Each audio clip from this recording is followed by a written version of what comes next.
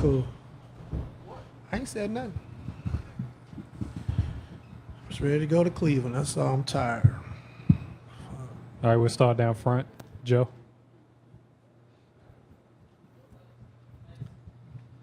Ty, tonight with Kevin, was he seeing matchups on smaller guys that he hadn't seen before? And if he wasn't, then how was he able to take advantage of them tonight in a way that he hadn't been? Damn, I left my sheet in there. No, I had another one. I had some. We had watched film, yesterday, and we just showed that when we was running certain actions, they were switching the guards onto him. So we was having Kyle, when he sets that screen, he pops back to get out, and then we was able to take advantage of the mismatches early. And then in the second half, they went small, and we was able to post Kevin against TJ and DeRozan a few times. Dave. How much of Kevin Love's performance tonight do you believe helped open up LeBron to take over the way he did? I mean, it's been like that for even last series. I thought Thaddeus Young and Nate McMillan's game plan was to take Kevin out of the series. So even when LeBron drove, Thaddeus never helped. He just stayed on Kevin's body. Did a good job of just being physical, pushing him off his spots. Same thing tonight. Kevin made a couple shots early, the same ones he's been getting, and he was able to knock some down early tonight. So that opened up the floor for LeBron and, had him guess if they wanted to double team or play him head up. So when Kevin's shooting the ball, playing with pace like he was tonight, I thought he really moved fast and spreading the floor in transition, hard cuts on our elbow curl big. So when he's playing faster with fives guard him, this is how he can play. And one follow, through the, 9 games you've played so far, where do you see the most improvement out of your team? Offensively, I think, we're able to get some shots. We're making some shots, playing with more pace. And, I just think our offense has picked up. Defensively, first half, we were really bad. Second half, I thought we did a better job of holding the 47 points in that second half. And, holding Kyle to only 3 points in that second half was huge for us because he had 18 in the first half. Jason. Third quarters were such a problem for you a lot this season and even into the first round. You played them, I think, close to even in the third quarter in game one and really took command of the game in the third tonight. What's been the difference in the series? I don't know. Just came out with a sense of urgency, knowing what was at stake. I thought we did a great job of closing the half, and we closed the half so good. We wanted to come out and establish something early in that third quarter. So the guys got out early and got a good warm-up, and we scored 37 points in that third quarter, so that was good for us offensively. And then, holding them to 24 points in that third quarter was big for us as well. Michael. Ty, Michael Grange from Sportsnet. Do you guys, are you starting to feel like seeing the signs of your team getting on a roll the way they have in previous postseasons, ignoring that first series, but 128 points and 3 turnovers, it's pretty good. Yeah, only turning the ball over 3 times. When we get shot attempts, that's usually a good sign for us. Either we're going to make shots, but also more importantly, we get a chance to get back and get our defense set because we turn the basketball we can't get back. As far as playing better, I would say yes. We still can play better, of course, but having 5 guys in double figures again tonight, Jeff Green, Kevin, Bron, and JR, again, so we keep getting, 5 guys in double figures. We'll start to come around and, things will look better for us. Back row right. Coach, pregame you said, I don't see a 130-point game, but if I do, I hope it's from us. You almost got there tonight. How did the mindset change when you were down in the first half, coming out onto the floor in the second half? I thought defensively, we let our guards down. I thought we were scoring easily, and we stopped defending. We didn't talk. We didn't communicate our coverages. But, in that 3-minute timeout, we talked about just, finishing the half strong and locking down defensively. And we got some stops, and we was able to come in at halftime, I think, down 2, and we felt the momentum, kind of changing and turning. And then we came out and had a good third quarter, so that's kind of what won the game for us. Stay on the back right. Chico Nish on CBC Sports. Ty, how have you seen the development of Kevin this year in that center position? How has he grown over the year? It's been good for him, He made the All-Star team, playing the 5. I think we can use him in different situations now, like running wide pin downs for him, like he's a guard, and curling him out of corner with bigs guarding him. And then, when he's running the floor, bigs are just, they're taught to run back to the paint. So if he's sprinting the floor in transition and Bron's coming full speed, he's going to get open threes in transition like he got a couple tonight. So, when the fives are guarding him, he has to just do a better job just playing faster, which he did tonight, and making sharp cuts, which he did. And he really set the tone for us early in that first quarter. Front row left, Marla. Did you sense a different attitude from Kevin today, like this morning or maybe in the first half? No, he's been the same. And Jeff Green's threes, I thought there was kind of a dagger one there after a timeout. How big were those? Yeah, we ran a play, and LeBron kind of lost it. And, he tipped it out to Jeff, I think, with 2 seconds on the shot clock, and he made a three to put us back up 16 when they had a little momentum going offensively. And then the huge three he made in front of their bench in the corner on the swing pass from JR. So shooting 4 for 6 from three, for Jeff tonight is big, shooting the ball well. But, I thought he did a good job defensively on DeRozan at times.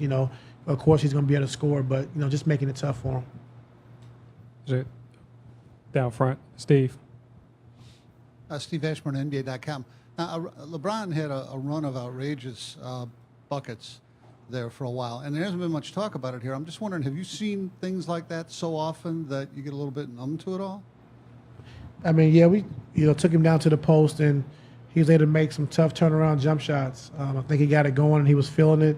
So we just continued to feed him on the block. First it was Kevin. He scored 5 or 6 times or made the right play.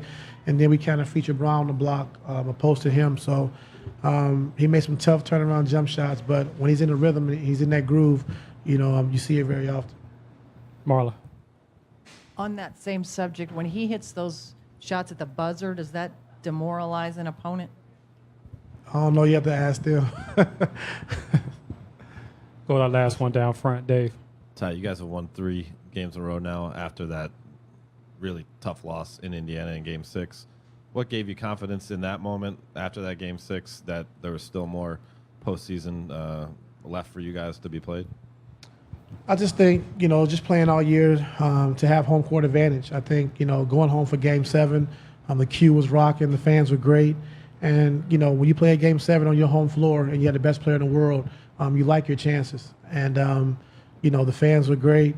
Braun was great. Team was great. We got a big win. And, going into this series, we just, we knew that we had to be good. We know Kyle Lowry and DeRozan and the way Casey's done a great job this year of just changing the offense, being way better defensively. We knew it was going to be a tough matchup for us. But I do think that first round with Nate McMillan and his Pacers, they really did a good job of preparing us for this series. Dwane. Yes. Michael Grange from Sportsnet. A couple of questions. One, Serge Ibaka really struggled. He only got to 12 minutes. And then when Kevin Love really got rolling, especially in the third quarter, you stuck with C.J. Miles there. Is there any? Well, we were searching, Michael. We were searching. Again, like you said, Serge wasn't having his usual game. He was struggling. So we were searching, just trying to find somebody, something, get faster, get more points on the board in that situation. Normally, we respond to those situations. Tonight it didn't. And, I think it probably looked worse than what it was. How many points did he get in that stretch? How many points? 4 or 5 in that, yeah. So it probably looked worse than what it really was.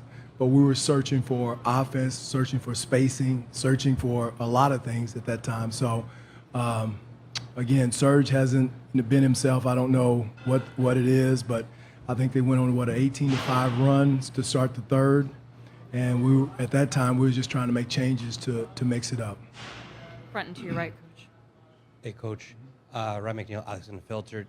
60% shooting in the first half. Great first half shooting. What happened in the third quarter offensively for you guys? Again, Ryan, I got to look at the film and see exactly what happened. I thought we had some similar looks. Again, they got hot offensively. I think that kind of drained us a little bit on the other end of the floor, got our dauber down a little bit. But, I got to look at it and see, because I thought we were getting great looks in the first half. And, for whatever reason, second half, our spacing got bogged down, our pace got bogged down. And I got to see exactly what happened. Anyone else? Oh, Steve. Dwane, when LeBron or anybody is making high degree of difficulty shots like that time and again. Beyond just the points, how much does that take wind out of the sails? And that goes back to Ryan's point. That drains you mentally and physically, because I really thought OG was playing him as tough as you possibly could. And the couple of times we did double team him, he's such a great passer that you're going to give up a three versus he had, I think, 19 non-paint twos or 13 non-paint twos. I don't remember the exact number.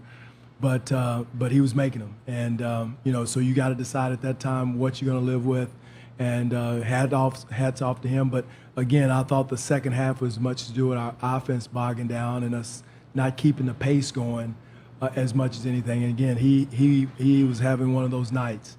But, again, we got to keep the scoreboard moving as much as possible at the other end. Back to Michael. Dwane, how do you rebound? You're down 0-2, heading into a building you've struggled with. Mike, struggled in. The one thing you have is pride. One thing you have is pride to go into Cleveland and play for pride. And, I don't know what the history of the down 0-2 is, but, one thing I do know tonight wasn't us how we normally play for longer periods of time. So we'll find some answers whether we change the lineup or whatever it is to keep the offense moving, keep the game moving, and keep the pace going. And that's the main thing on the offensive end. No matter what happens on the other end, we shot 54%, but they end up shooting 59. Again, we got to keep our attention to detail with other people. Like you said, I thought Love got out of hand. James does what he does, but again, the other guys that stepping up are the ones we got to make sure we keep under check. Nikki. Coach, what did you say to the guys when you got back to the locker room? Is this a moment where you keep it real with them, or is it a time for encouragement? You keep it real, Nikki, and the fact that, hey, that's not us. The way we played tonight was not us. We were, had a hangover from the other night, but again, this is the NBA semifinals. And, we can't come out the third quarter and give up a 18-5 run. No matter what happens, no matter what they're doing to us offensively, we got to keep fighting and, keep our heads up, stay together, all the positive things we got to have, because, again, nobody is going to feel sorry for us. I'm sure there's guys already have it written, and so nobody's going to feel sorry for us. So the only thing you can do is come out and play with pride, and prove the fact that we're a better team than we showed tonight. Bruce. Dwane, did how you guys let game one go mean you just couldn't afford this performance in this game? Well, again, that game one set this up, to be a tough game. We knew it was going to be tough. Them coming out, they were going to be fired up, try to put the foot on our neck. But again, it's the playoffs, so we got to first 1 to 4. It's 2 games. We got again. The only thing we can go in Cleveland is play with our pride and our togetherness, and have some semblance of offense of what we've normally had. Last question back there. Dwane, how difficult was it guarding Kevin Love tonight? He got going pretty early. Well, again, that's the wild card. Those guys on the other side of the wild card, whether it's Love, the other night was Corver and Smith. Thought we held those guys in pretty much check. But Love got going on us, and that was a difficult matchup for us. And, we have some matchup issues all over the court. And but, again, I thought we were well prepared in game one and starting the game out tonight, prepared for some of the situations. And, again, James gets going, but then on top of that, he has 14 assists. So that's the issue. The 43 points, is we have to make him earn them. But the 14 assists is the one that are concerning. Thank you.